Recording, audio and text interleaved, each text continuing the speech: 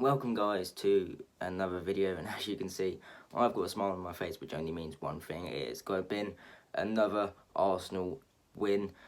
And this one was a win we really needed, just like the Southampton one, to kickstart our kind of like almost new start under Arteta after the restart of the Premier League.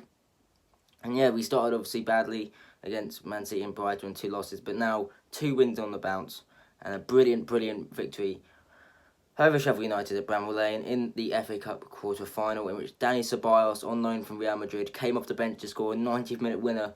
Absolute scenes after we conceded an 88th-minute equaliser from David McGoldrick. And I'm not going to sit here and say we played really well. We truly deserved the win. I do think we did deserve the win. I think it was an even game overall.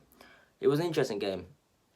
In the first half, we started shakily. Sheffield United had a goal disallowed, actually, in the 5th minute, which was initially allowed, but VAR chalks it off for offside against Lundstrom. And then, a few minutes after that, Lacazette picked up the ball in the box, brought down by Basham, and Nicolas Pepe coolly converted from the spot to give us a 1-0 lead. And that's how we went to half-time, 1-0 up. Been a decent performance so far from us, and we came out in the second half, and we just got dominated because Sheffield United threw everything at it. Long balls into the box. Ollie McBurney was winning everything in the air. We really struggled to defend the set pieces with him in our box and as a presence. And Sheffield United's pressure was rewarded in the 88th minute.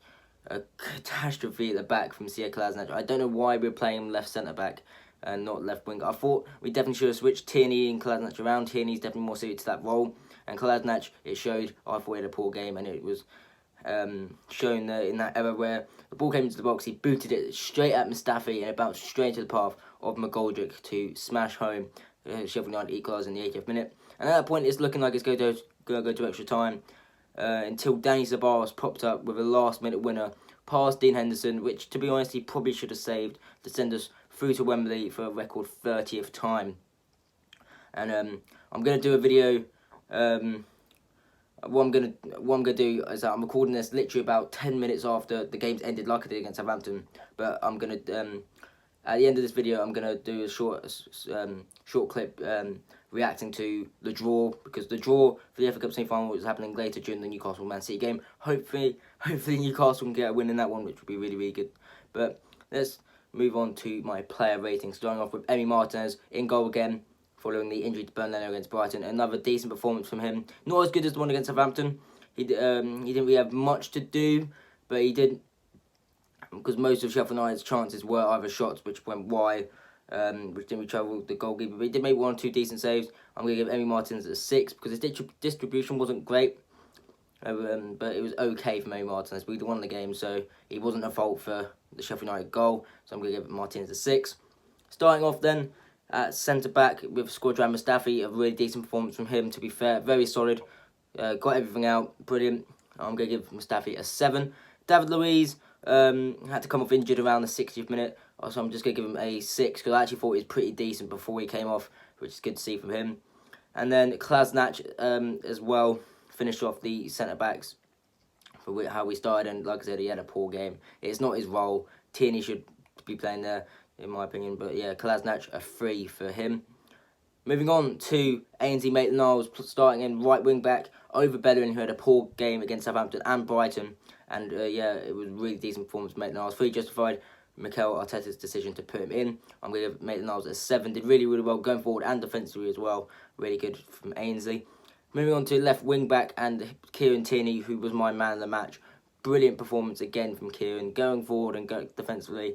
He's so good, and he's going to be such a good player for us if we can keep him fit. I'm going to give Tierney a 9. Fantastic from him.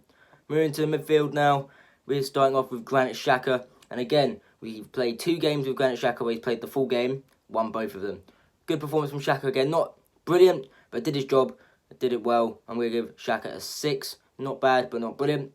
Joe Willock started as well.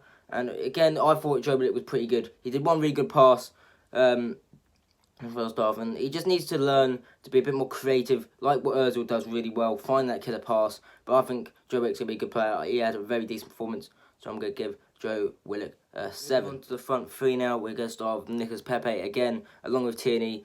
He would be in the conversation for man of the match. Scored a very good penalty in the first half, and also I think he got the assist for Sabasi's goal as well. So a very good performance from Pepe as well. I'm gonna give him a 9 as well, but I think Tierney just edges it for me for man of the match. But both of them played brilliantly.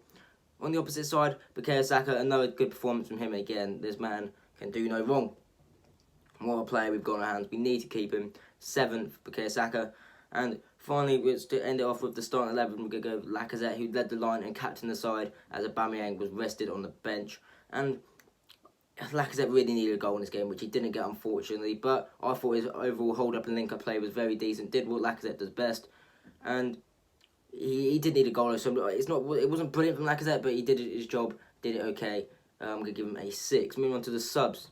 Starting off with Rob Holding, who came on for the injured David Luiz. Did decent. Didn't do brilliant though. He didn't really do much wrong, but he didn't do much right. So straight down the middle, a 5 for Holding. And then we go on to Eddie Nketiah. Didn't really do much, if I'm being honest, but just was brought on to put the defence under pressure, and he did it well. Again, 5 for Nketiah. And then we're going to move on to Dani Ceballos, who obviously came on and scored the winner. What can you say? Going to give him an 8 because he scored 90th-minute winner. Can't really argue with that. And finally, Socrates came on for the last few minutes, literally straight after Ceballos scored. So I'm giving him a 5. So that's going to be the end of my player ratings. I'm going to cut to later, where I'll tell you my reaction to whoever we've drawn in the FA Cup semi-final at Wembley. So see you then.